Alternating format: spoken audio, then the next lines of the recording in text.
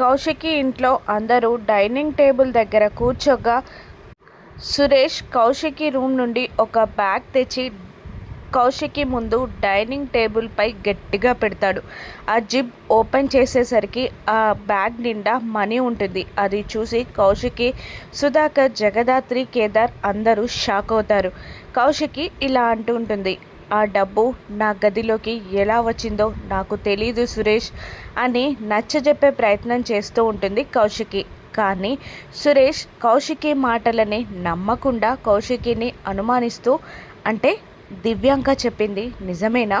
తను నిజాన్ని అమ్ముకున్నట్టు అందరికీ తెలిసినట్టు నువ్వు ఎవరికీ తెలియకుండా ఆ నిజంతో వ్యాపారం చేస్తున్నావా అని నిలదీస్తాడు. నేను అబద్ధం చెప్తున్నానని నువ్వు నమ్ముతున్నావా సురేష్ అని సురేష్ని సూటిగా అడుగుతూ ఉంటుంది కౌశికి. దాంతో సురేష్ కళ్ళ ముందు ఇన్ని నిజాలు, సాక్ష్యాలు, రుజువులు ఉన్నా కూడా నమ్మకపోతే నా అంత పిచ్చివాడు ఉండడు కౌశికి అని సురేష్ అనడంతో బయటికి వెళ్ళు సురేష్ అని గట్టిగా అరుస్తుంది కౌశికి. దాంతో సురేష్, జగదాత్రి, కేదార్ ముగ్గురు షాక్ అవుతారు. నన్ను నమ్మని వారు నా ఇంట్లో ఉండడానికి వీల్లేదు, బయటికి వెళ్ళు సురేష్ అని మళ్ళీ గట్టిగా అరుస్తుంది కౌశికి. దాంతో అక్కడి నుండి కోపంగా బయటికి వెళ్ళిపోతూ ఉంటాడు సురేష్.